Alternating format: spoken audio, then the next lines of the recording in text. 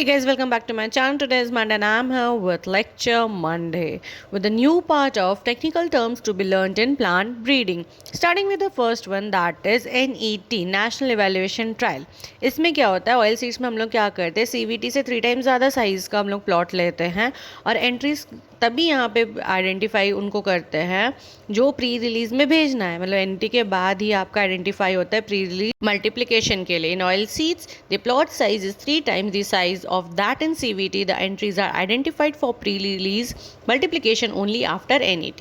National trial. In some crops जैसे कि wheat में हम लोग जो टॉप मोस्ट वेराइटी होता है या टॉप मोस्ट एंट्री होता है CVT या URT में जब तक रिलीज नहीं होता है उसको एंट्री बोलते हैं.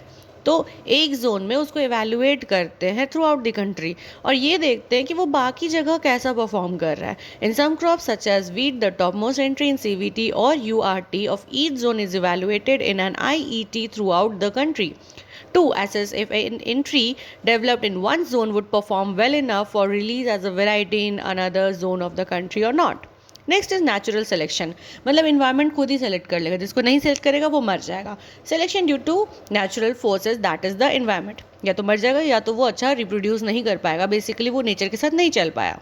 Next is NIL, that is near isogenic lines. ये क्या होता है, जो सिमिलर लाइन्स होते हैं, मतलब दो पेरेंट को आइसोजेनिक तब बोलेंगे जब उनका सारा जीनोटाइप सारा जीन सेम होगा एक्सेप्ट फॉर वन, और उसको ही बेसिकली हम लोग एक्सचेंज कराते हैं. डोनर और रेसिपेंट का कॉन्सेप्ट यहीं से आता है.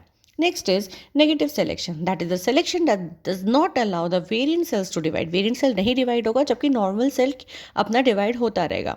एक काउंटर सिलेक्शन एजेंट होता है यहाँ पे जो कि इनकॉर्पोरेट किया जाता है into the dividing wild type of the cells which is later on removed along with the selection condition. अब ये दोनों को हटा देंगे तो क्या होगा कि वेरिएंट सेल जो है हट जाएगा, प्रोलिफरेट हो जाएगा, और जबकि वाइल्ड टाइप का जो सेल है वो मर जाएगा by the counter selection agent present in them.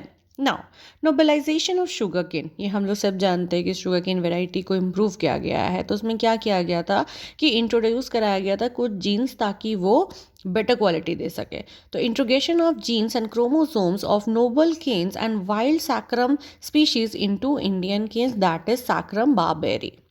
Next is non-acceptance, that is a host variety being unsuitable or unattractive to an insect pest for colonization, oviposition or both. मतलब वो accept ही नहीं कर रहा है कि नहीं भाई नहीं पसंद आ रहा, ना ही कॉलोनाइज करने के लिए ना ही ओविपोजिशन के लिए, या फिर दोनों ही के लिए नहीं पसंद आ रहा है.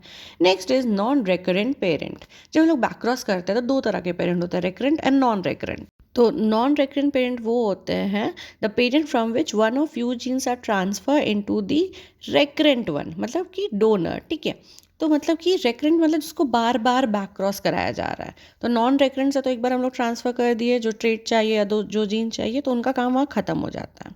So that's it for the day. If you like the video, please hit the like button, share it, and don't forget to subscribe my channel. I'll again come up till that. Take care. Bye bye.